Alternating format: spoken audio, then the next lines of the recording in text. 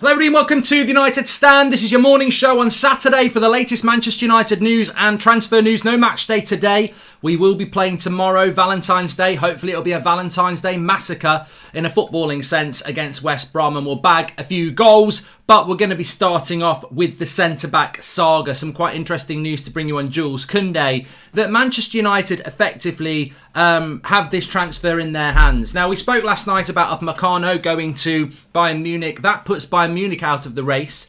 Obviously, it means Alaba is going to leave Bayern Munich. But it leaves a pot of players that are centre-backs that are available this summer. But it also leaves a pot of clubs that are looking at centre-backs. Now, we're going to go through that in a couple of minutes' time in relation to what clubs are looking for centre-backs and what the transfer power of those clubs are in relation to what is available. Because there are a lot of players available. Kounde's available. Koulibaly will probably be available. Alaba's available.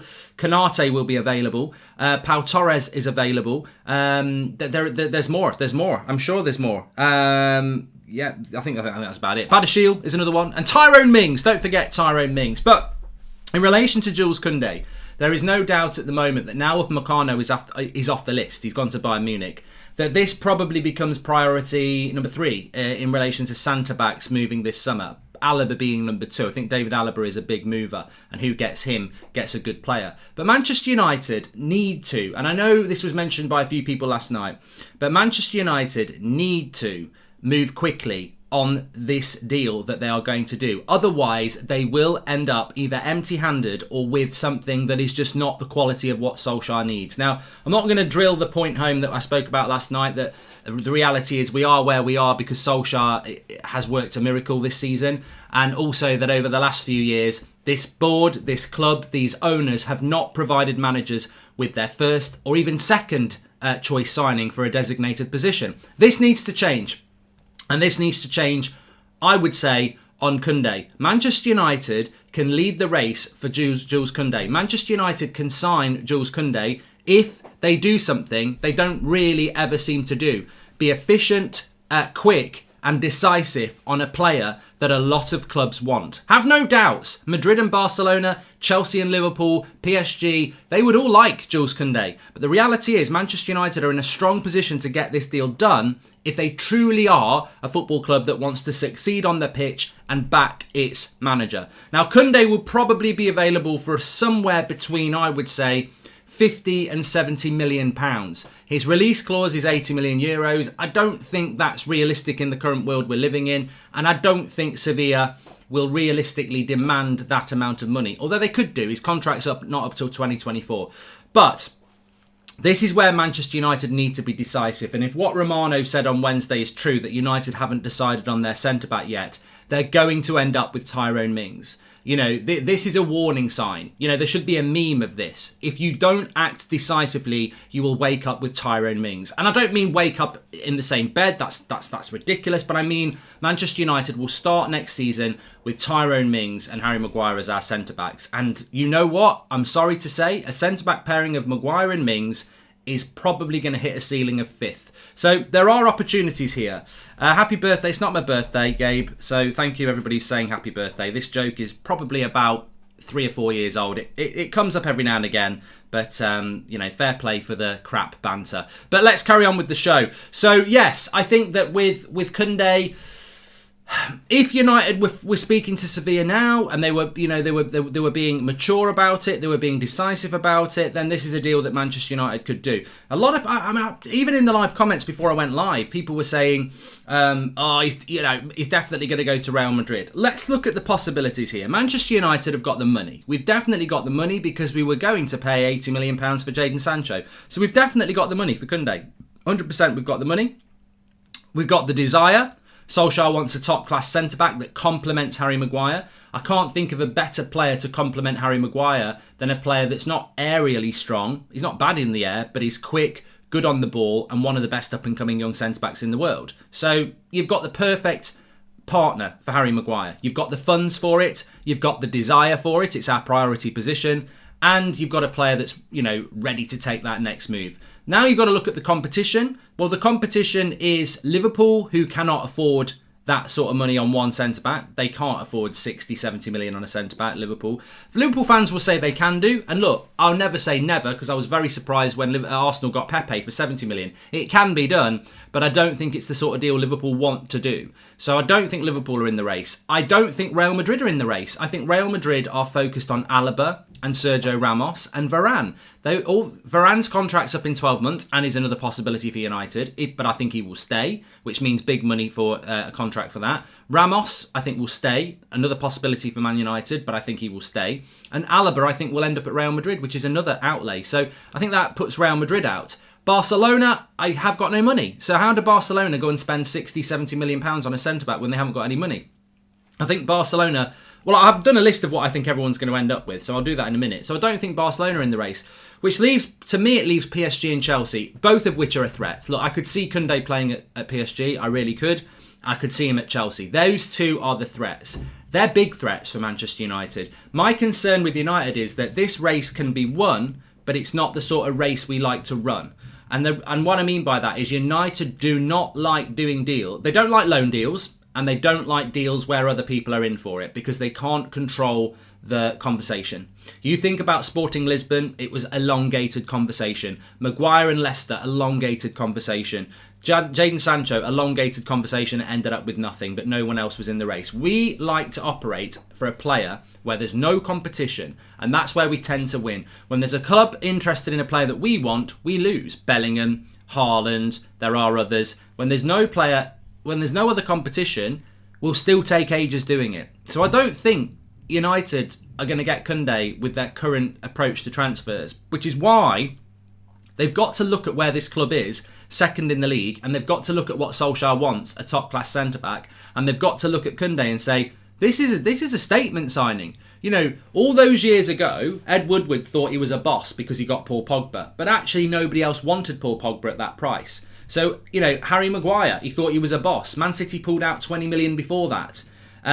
Alexis Sanchez, he thought he was a boss. Man City were like, we're not paying those stupid wages. So every time Woodward and the Glazers think they've delivered a statement signing, what they've actually done, it does start with an ST and ends with PID, a stupid signing, because they overpaid for somebody that nobody really wanted. People did want them. They're good players, Maguire and Wan-Bissaka and Paul Pogba, they're good players, but clubs pulled out because we went silly.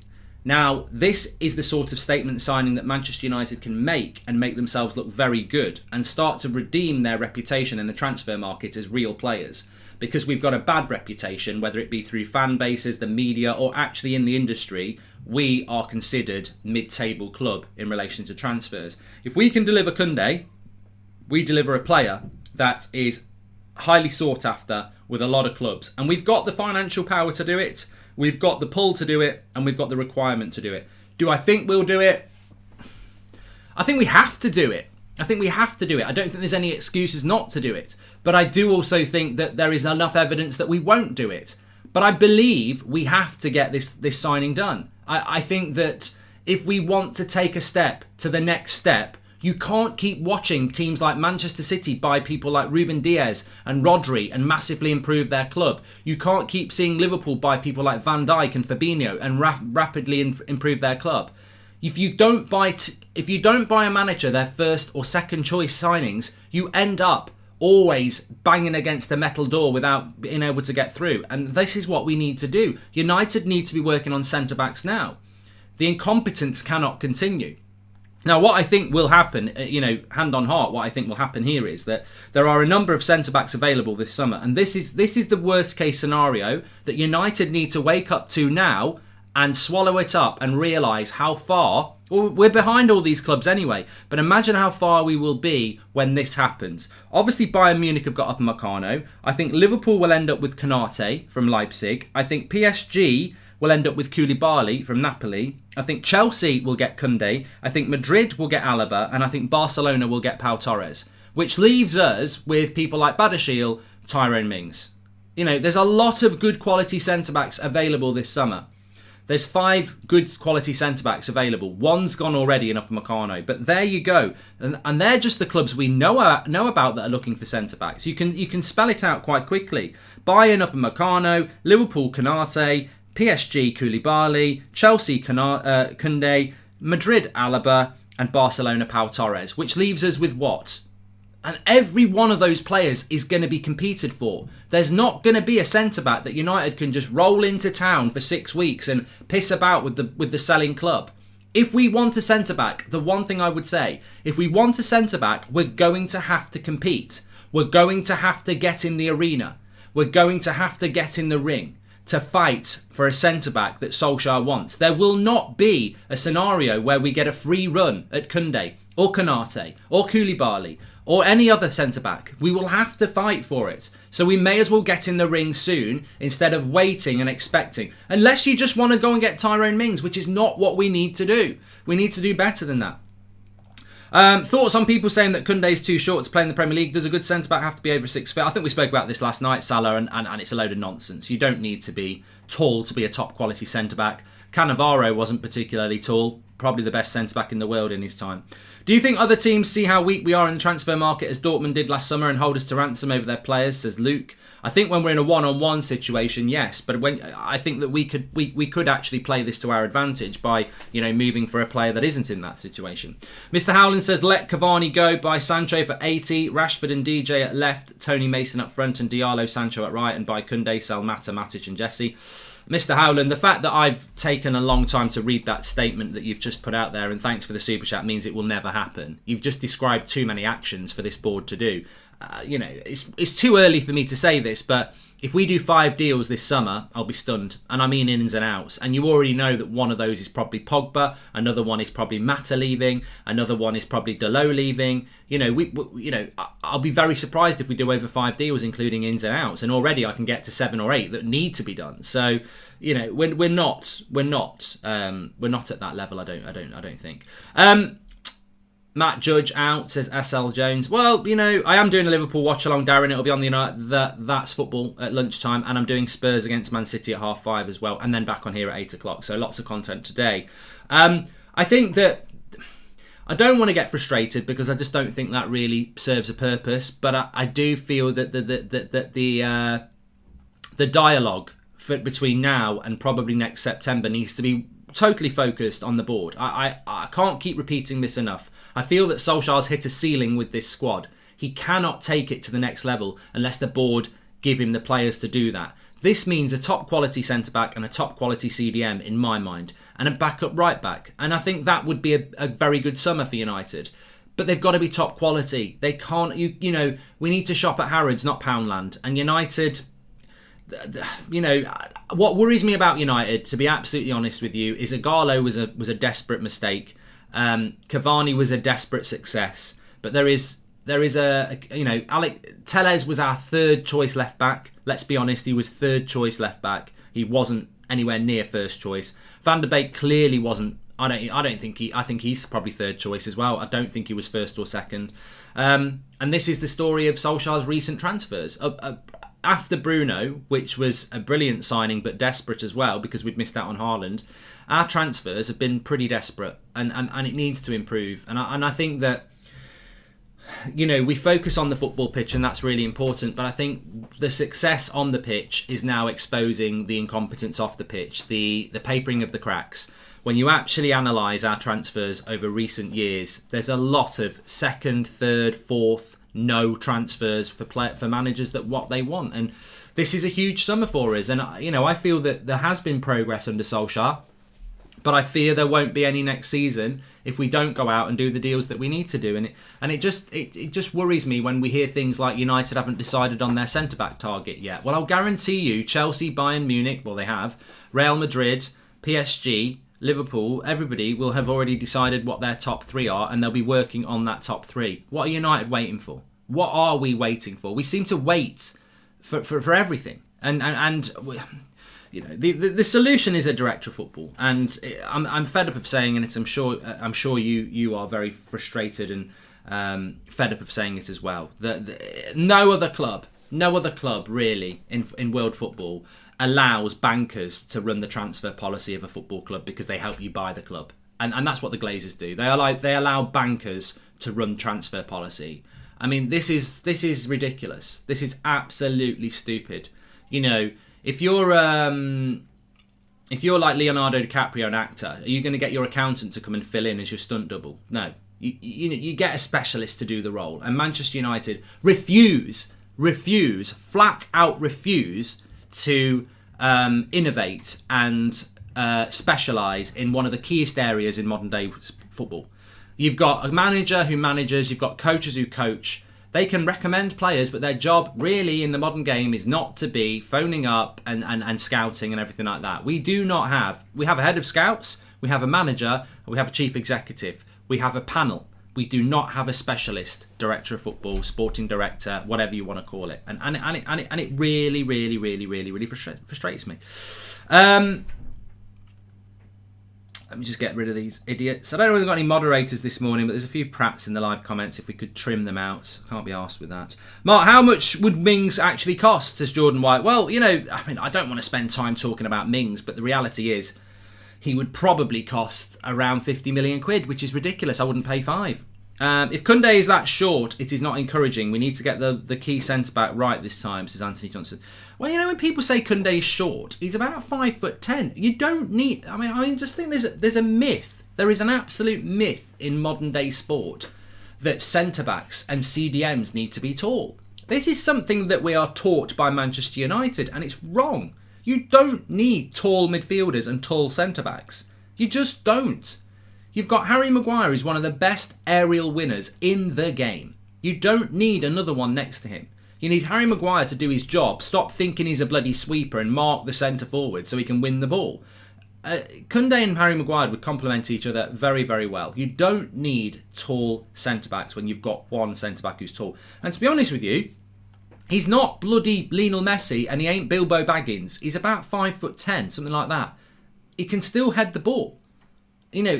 Just because you're smaller doesn't mean you can't win the ball. I think we get so anal about little things. We need a quick centre-back, primarily a quick centre-back, and Kounde's definitely that, and he's good on the ball. They're the key things that we need here. We don't need another tall centre-back, because with tall centre-backs, you tend to give up on low centre of gravity and quick. And where United's struggle is, and where we struggle in the midfield, because we've got loads of tall players like Matic and McTominay, Maguire, where we struggle is against teams like Man City and Liverpool who've got small players who do little 1-2s. Because they've got a low sense of gravity, they're easy to get past. We need a tenacious centre-back, and Kounde would give us that. Poyel was 5'10", exactly, Lanu, and he was one of the best centre-backs in the air. Maguire doesn't use his aerial ability. He does, Joel, but he doesn't use it enough. Varane. Look, I'd like Varane, Anch. I would like Varane. Just a little bit of good news as well. I don't know whether you saw it last night. Luke Shaw looks like he's going to get called up for the England squad, which I think is fantastic news for Luke. I'm not too fussed. I'm not really bothered. He is the best left back in England, English left back in England by a long, long way. Who is the English left back? Chilwell gets stuff. I can't think of. There's nobody that comes close to Luke Shaw. He is the best left back in England, and I would be absolutely amazed if he doesn't start for England in the Euros based on his current form. But am I bothered? I don't really care if Luke Shaw gets picked for England. I would congratulate him and be happy for him, because I'm sure he wants to be England's left back. That's probably the sort of player he is, and he wants to do that. Personally, I wouldn't be too bothered if he didn't, because I do worry about his fitness, and I think when he can have a couple of weeks off at international time, it's probably served him quite well. But this is the road to success, isn't it? You do really well for your club, you get picked for your country. So I think it's great news that he's going to be picked next month in the international friendlies, and well done to Luke Shaw, because he totally deserves it. And it's a vindication for those who've backed him for a long time and seen his ability. Some fans have said he's rubbish and they don't want him at the club, and they've had to take a big old sit down, haven't they? And I'm glad they have. I think in Luke Shaw, I always saw what a fantastic talent he was, and this season he's gone up to another level, which is great to see. So really, really pleased for him, and it's only what he deserves. Is a left-footed centre-back still a requirement, says Z? Look, I would like a left-footed centre-back. I really would. I think it would provide balance, but I think we've almost moved past that now. I don't think it's a requirement for United, because Maguire just seems to play left-footed centre-back, left-sided centre-back, whether it's for England or Manchester United. So I don't think it will be an absolute necessity for United. I think if they can get a left-footed centre-back, then they will do. But primarily they need a top-class centre-back. We can't be in a situation next year where we buy a centre-back and we go, they're no better than Lindelof. Because what's the point? What is the point? I would say this. What is the point in buying a player that's no better than Lindelof? That's not what we need. That might be what United deliver to Solskjaer, but it's not what he needs. He needs a top-class centre-back. He doesn't need another Lindelof in relation to ability, because we've got that already. How can you improve if you don't buy players better than what you've got? Mark, you just said anal and my lads watching had to explain what it means. It's Ali K. Well, it's not really. It's not, welcome to the real world. It's not really swearing, is it? People have anal opinions. It means, this gets used in English literature, gets used in books. Grow up. I think Varane is deceptive. Whenever Ramos is out, Real Madrid struggle defensively. Varane has trouble leading the back line, which causes trouble, says Ali Chowdhury. I don't think Varane will leave Real Madrid anyway. What if Ollie wants Mings? I mean, Ollie prefers Lindelof over Bailly. Why wouldn't Ollie want Mings? He can get Mings, Sancho and Rice and sell Pogba for 50 million, says Rudy. Look, you know what? If we are delivered Tyrone Mings, we will have to back Tyrone Mings. But I'm telling you now, he ain't the quality we need, and you know it. And if Solskjaer thinks that, then, all I would say to Ole Gunnar Solskjaer is that you're the coach of Manchester United, you've got the backing of the fans, but if you think people like Tyrone Mings are going to keep you in a job for the next 3 years, I think you might fall on your sword. You've made enough of those signings. He's made enough signings that he's got to stick with. And I'm not going to name names, but you know who I mean. If you want to go and get another player like that, then ultimately I don't think you'll be in a job in 3 years' time. And, as I said, I love Solskjaer. I think he's the right man for the job, and I think he's worked miracles this season. But I'm not blind to the fact that there are still areas for improvement. And whilst there's areas for improvement, those areas for improvement could also turn into areas for sacking. I know where I personally think Solskjaer needs to improve still to take us to the next level. But what if he can't improve in those areas? What if those areas are weaknesses? They're not areas of improvement, they're areas of weaknesses. And it would be a massive area of weakness if he highlighted Tyrone Mings as the centre-back we need to win a title, because he isn't going to do it. I hope he is, but I don't see it. Glad to see Shaw get his call up, but at the same time, I'd kind of rather he didn't with the season as it is, says Raoul. And Ali Chowdhury says, I think Varane is deceptive. I've done that one. Sorry about that.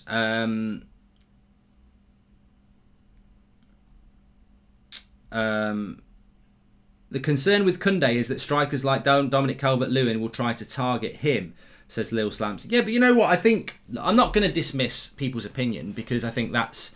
Well, I am going to dismiss it if I disagree with it. Otherwise, what's the point? But I'm not going to dwell on this point for too long. I don't think, personally, in my opinion, that you need... So what you're saying is, we've got Harry Maguire, who's well over 6 foot and one of the best aerial centre-backs in the world.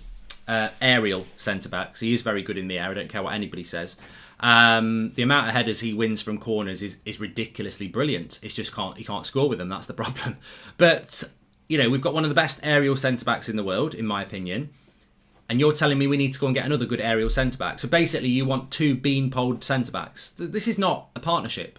This is not how it works. If Harry Maguire is slow, his partner must be fast. If Harry Maguire's good in the air, his partner doesn't need to be that good in the air. If Harry Maguire has got slow mobility in relation to gravity and, dealing with smaller players, the other player needs to be good at it. And I would argue, if you went and got a tall centre-back to play with Harry Maguire and you say, well, that's fine then because we can deal with Calvert-Lewin, how do you deal with a Sergio Aguero or a Lionel Messi or someone who's small and, small and fast? There's a weakness. So...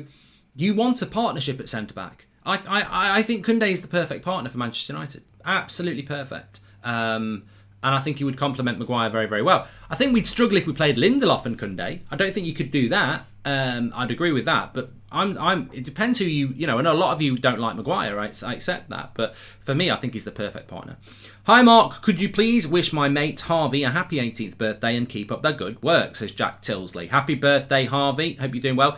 Big shout out to the under-23s last night, by the way. They beat Arsenal 3-0, beat Blackburn last week. They're on a good run, beat Liverpool the week before. 3 wins in a row for the under-23s.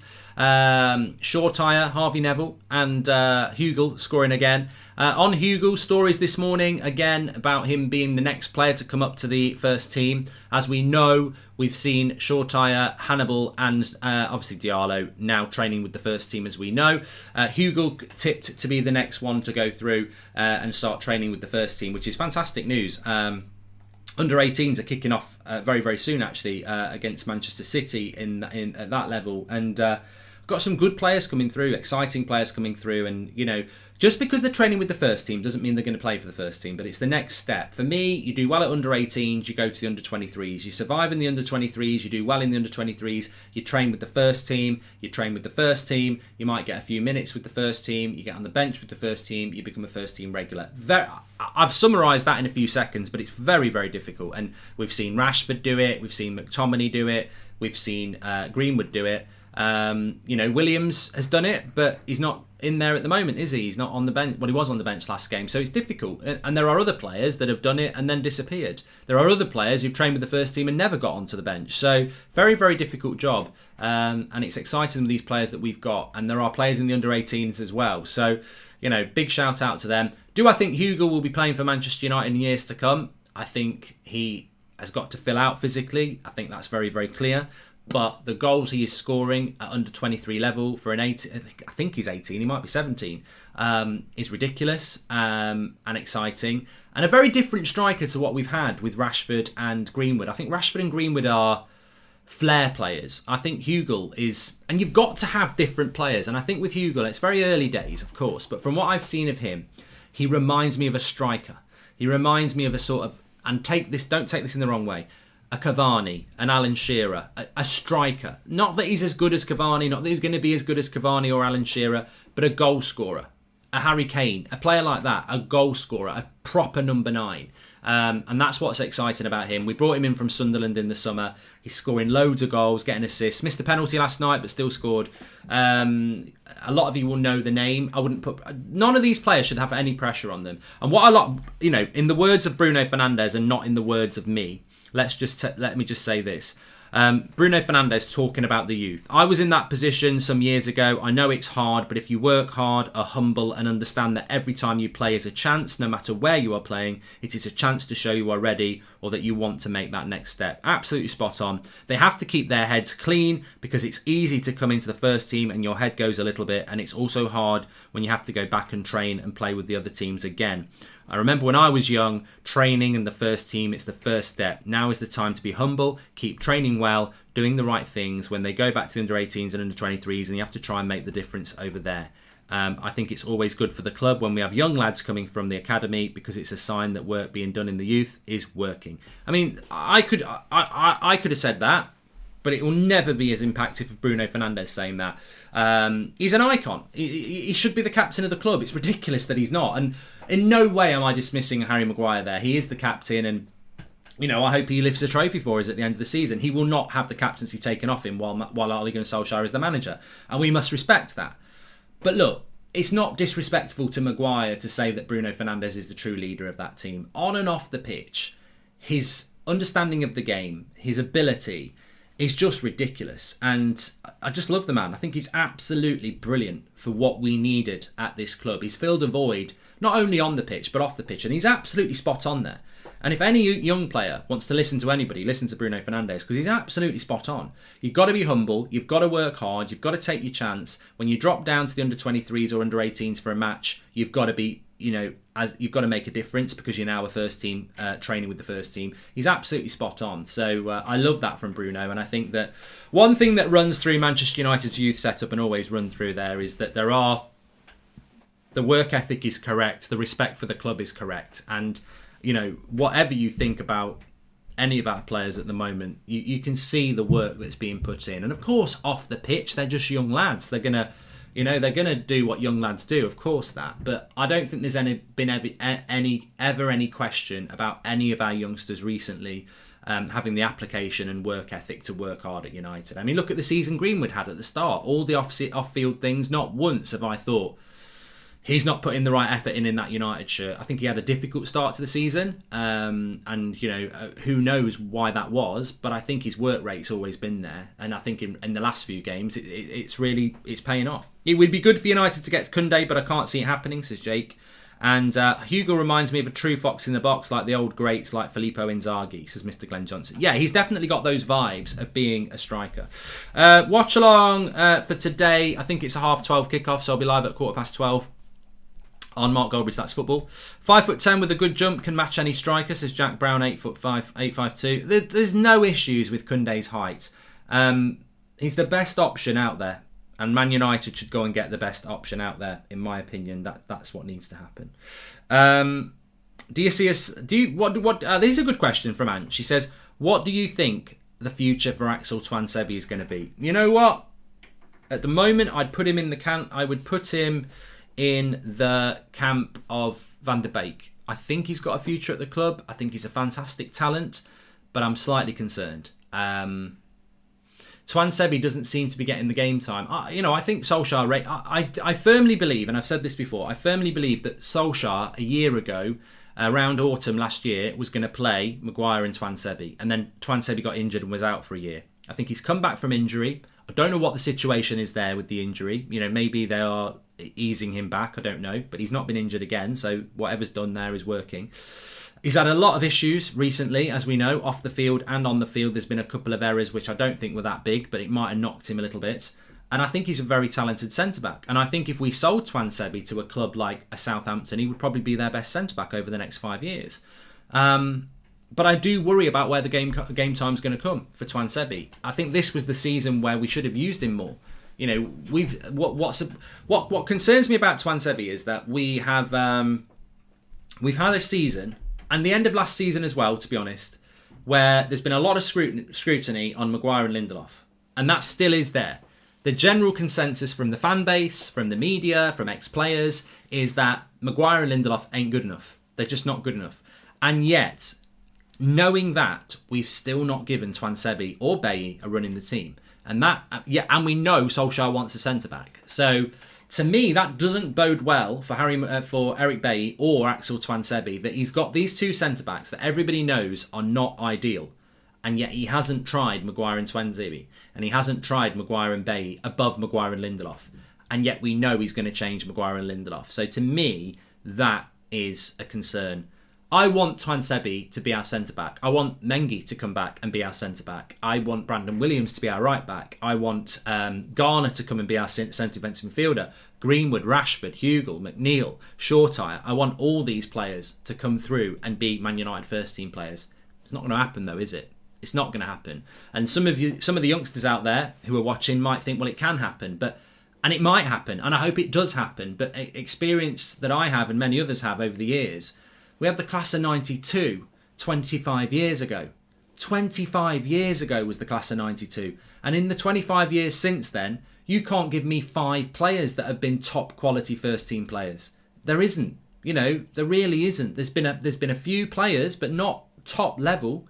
So we've always had a brilliant youth system at United, but to bring players through is really difficult, and it takes a lot of things. It's not just ability, it's mental strength, it's luck, it's injury-free, opportunity. They all fit in together, and I hope Tuanzebe's going to make it, because I think he has got the attributes, but I'm a little bit concerned, and I'm a little bit concerned about Van der Beek for different reasons. But they are players who I think are good enough. How many signings do you think we're going to make, says Dougie? No idea, mate. No idea. I think we need to make 3, at least 4 ideal, and we need to sell about 4. But 8 deals from this board, especially when they're not working on anything at the moment, I think it'd be very difficult. Anyway, look, thanks everybody for watching. Smash a like on the video and subscribe, bottom right hand corner. We're on that road to 1 million.